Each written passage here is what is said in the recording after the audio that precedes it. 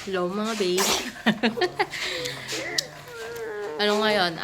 May 23. Kahapon ko pa to naranasan eh. Pero May 23 ngayon, Friday. Nakakaranas ako ng sign ng Bell's palsy. Medyo na, wala na akong pakiramdam oh. Yun na.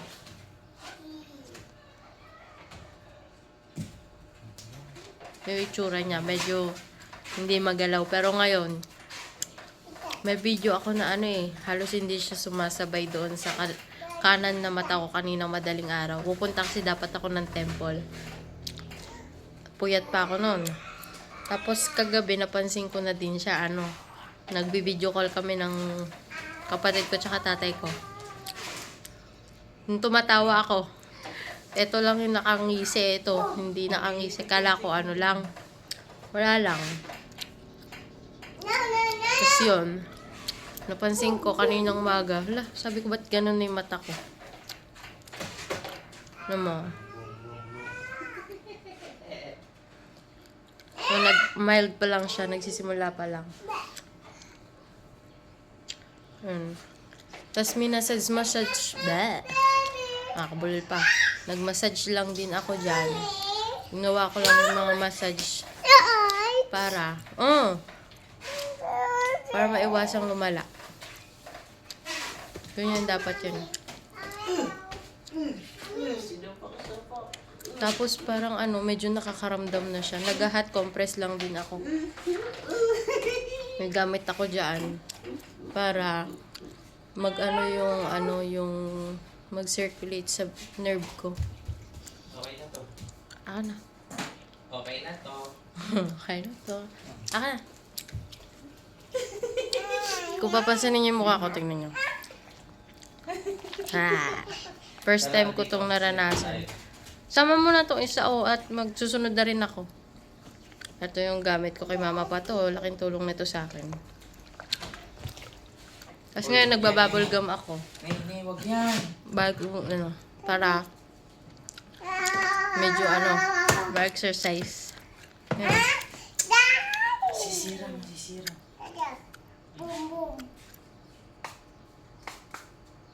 Medyo nakakaramdam na siya. Ayun. Parang may dumadaan na nagkikibot-kibot yung ko eh. Sa ko yung sugat? Gamot. Nagkikibot-kibot siya dito sa mata ko gawi. Tapos, medyo sabay na yung mata. Ay, rush. Siguro mamaya ko dito yung picture. Ay, yung video. Lalagay ko dyan para makita nyo. Compared dito. Tsaka sa mata ko ngayon. Sabi naman nila yung dahilan daw is pagod, puyat, stress. Kasi kailan lang naman kami umuwi. Si Patrick talaga yung stress. Hindi. Yung stress. Hindi man ako stress, pagod, puyat lang ako.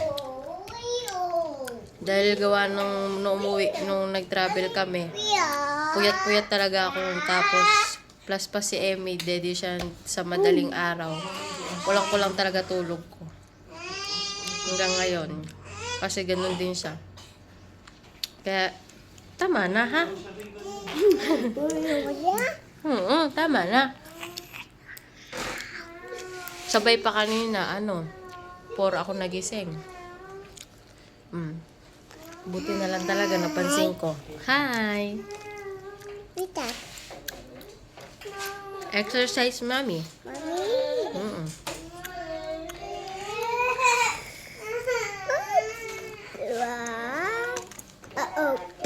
Buti na lang may kakilala ko may mga alam sa ganito. Doon nangyari na sa kanya pero na-share naman niya yung mga ginawa niya. Kaibigan ko siya sa Cavite. Exercise lang kailangan, tsaka massage, tsaka hot compress. Ano mo? Boom. Yeah. Boom.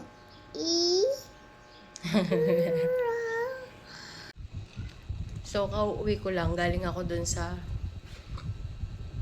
clinic na malapit dito sa amin. Kasi may napanood ako na na video galing sa doktor siya. Sikat siya na na nagbibigay ng mga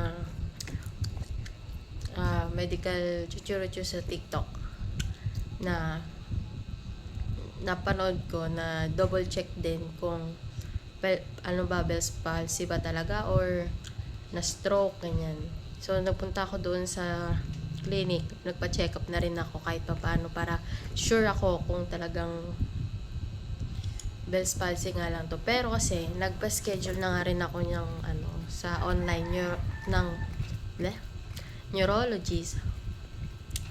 Gawa ng sabi nung friend ko na nakaranas ng ganito, wag daw ako dun sa mga general doctor kasi yung iba daw basta hindi daw accurate yung dosage na nabibigay para daw dun para mas mabilis gumaling. Akala ko naglalaway. So, binigyan ako ng reseta. Dahil tinanggap ko pero hindi po na ako bumili kasi baka mamaya may mapagastos lang ako lalo. Tapos yung isang doktor na sa akin na talagang para dito sa na to is magbigay din ng reseta. So yun na lang yung titake ko. Mamayang alas 10 yung video call namin or yung FaceTime namin. So maghihintay muna ako alas 8 pa lang ng umaga, 8:42 na. Dapat matutulog na ako kasi nga dapat alis ako ng 4 alas 5 pupunta kami ng temple trip namin sa Ordaneta. Pero hindi nga ako natuloy kasi nga napansin ko kanina. Yan. Pero nung ba't ba nabubulol ako? Nung minasage ko siya, nararamdaman ko yung mga kibot ng mga nerves ko dito sa mukha. Dito sa mata. Parang sumasabay na siya. Hindi katulad nung kanina na late siya kung mag-blink. Nararamdaman ko siya. Kung napapansin nyo, puro tigyawat. Pero halasin nga natin. Wala.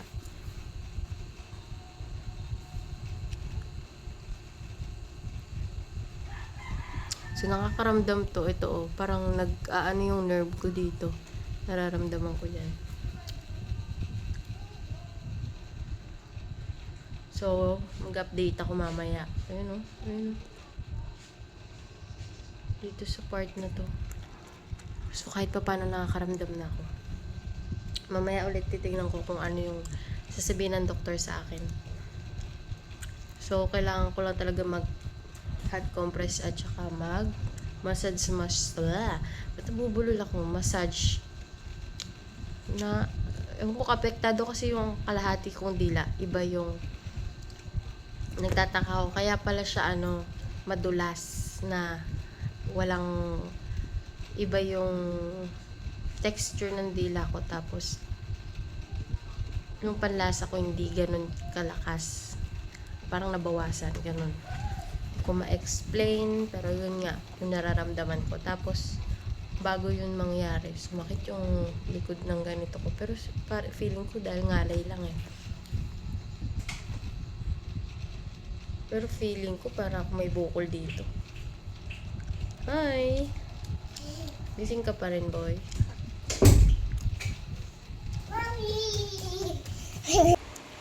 Nandito ako sa kwarto ngayon. Kumakain ako. Bumili ko ng mga gamot ko kanina.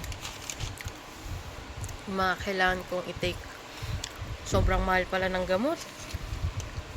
Yung Valaciclovir. Ito. 228 ang isa. Dito ako ngayon sa kwarto. Kailangan ko daw mag-isolate sa mga bata tsaka sa matatanda kasi para hindi ko sila mahawaan. Meron akong shingles. So, kailangan kong ipataasin yung immune system ko. Sa yung lagi akong puyat, di nakakatulog na maayos. So, bumaba yung immune system ko. Medyo mahirap lang kumain kasi yung dito, kahit ngumaya ko parang nakabukas. Uy, ayan o, medyo ano na yung mata ko. Kanina tinest din yung, sabi possible na lumala pa to, sabi nung doktor na nag-check sa akin kanina. Kaya, inano niya rin ako na magpa-therapy. So, hanap ako na magte-therapy. Then, observe daw namin ng at least 2 weeks. Kanina bumili din ako ng mga prutas para makatulong sa akin.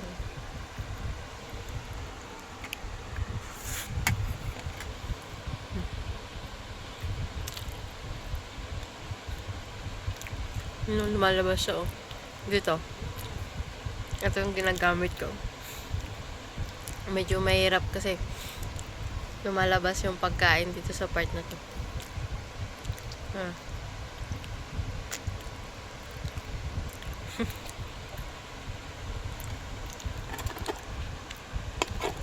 Tapos yung yung dila ko, yung kaliwa, wala siyang pakiramdam na parang wala din siyang panlasa. Hindi katulad ng kanan, may panlasa. Hati talaga, hati. Tapos parang inilalabas niya yung inilalabas niya yung pagkain. Ayaw niya magtagal doon sa may dila na yun. Madulas. Yun lang, kain muna ako. Ito yung day 1 na nag-start ako, no, na ma-discover na meron pala akong ganito. Pero nagsimula na siya nung Tuesday, sabi nung doktor. So, neurologist yung doktor na hindi ko pinuntahan eh. Inano ko online. Kinausap. Mga anak ko. So, puntahan, di ako pwede lumapit sa kanila. Kasi nga, nakakahawa daw itong shingles ko.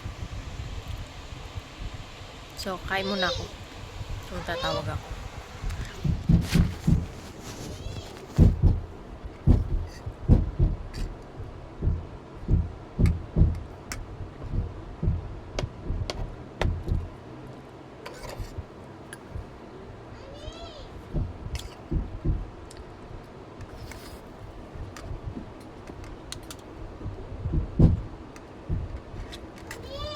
Yes.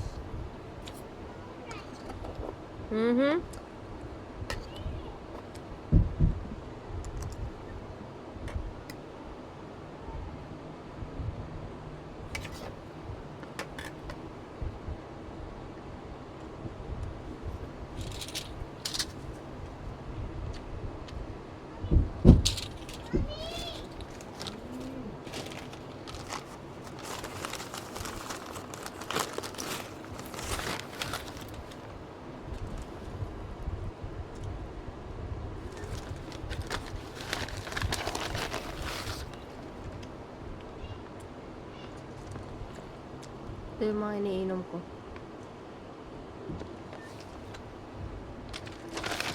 Tapos, bumili lang ako na to para makatulong sa akin. Sa nerve ko.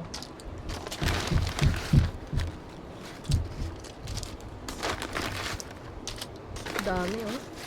Mahal nito. Tapos, ito.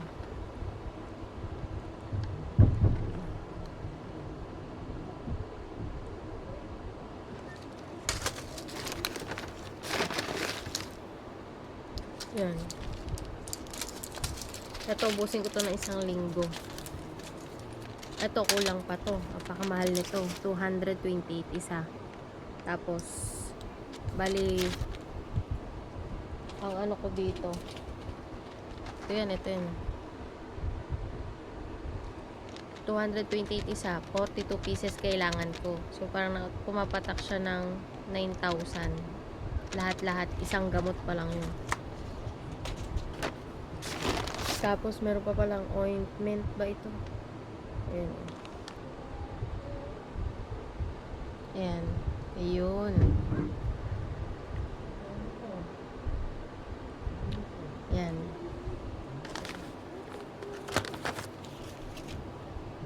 Kailangan natin magpagaling. May mga alaga. Kaso yung breastfeeding, maapektuhan.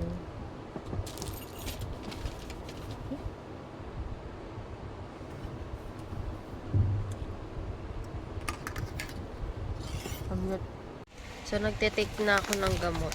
Nag-take na ako ng Valaciclovir at saka ng prednisone. Ito pa lang yung nate-take ko. Tapos,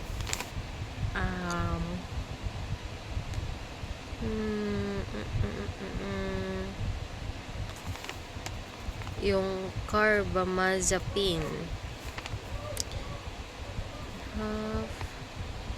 So, yun pala ininom ko. Bukas na yung iba kasi breakfast to eh. 30 minutes before breakfast. Yun yung gagawin ko. Ay, para saan naman tong isa?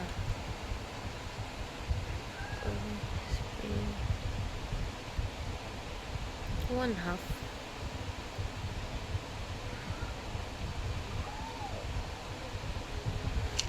Medyo nalilito ako dito. Papatignan ko na nga lang sa tita ko na may alam sa medicine.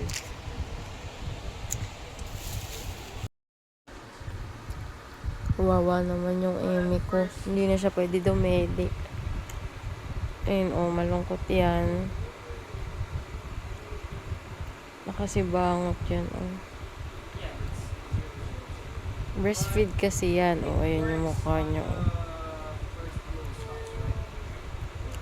No! No! No, dede na. No more. Sorry.